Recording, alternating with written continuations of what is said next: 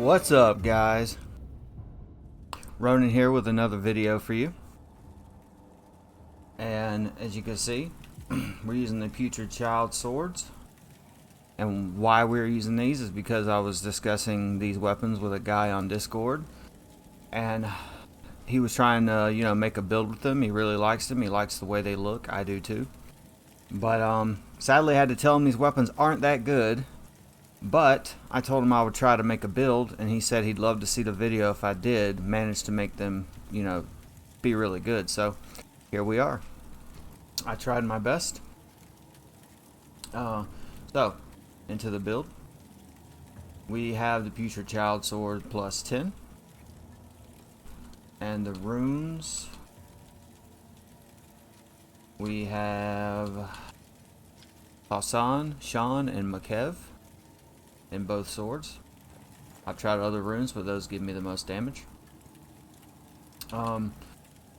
We are using the Lost Pescue's Callus because, as you guys seen, this build can still cast.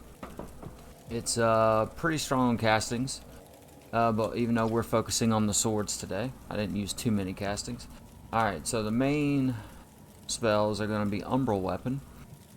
And believe it or not, I feel like this is the weakest weapon buff in the game, but it's really good on these because I found out that with these weapons you just need to go all in on Wither, and that makes these weapons perform the best.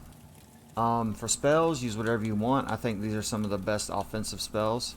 You definitely want Diminishing Missile for that boss debuff. It makes them take 20% more damage, and you take 20% less damage.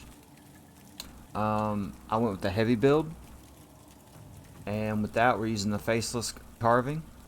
Now if you want to use a Princess Sting naked build, that'll do a little bit more damage, but I think the damage difference isn't worth the potential to be one shot.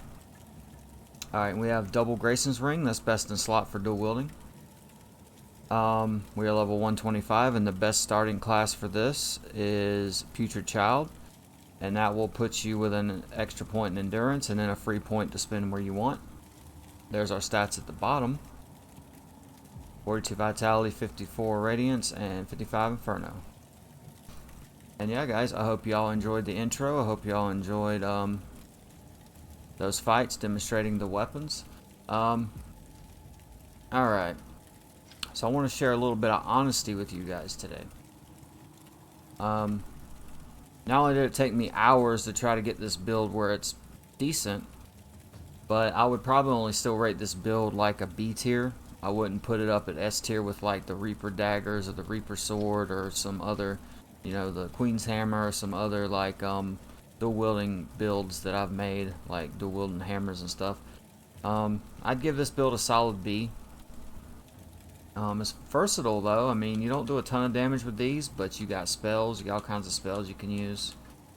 Our defenses are really good with the armor I picked and stuff, and the talisman gives you some fire and holy defense, which is nice.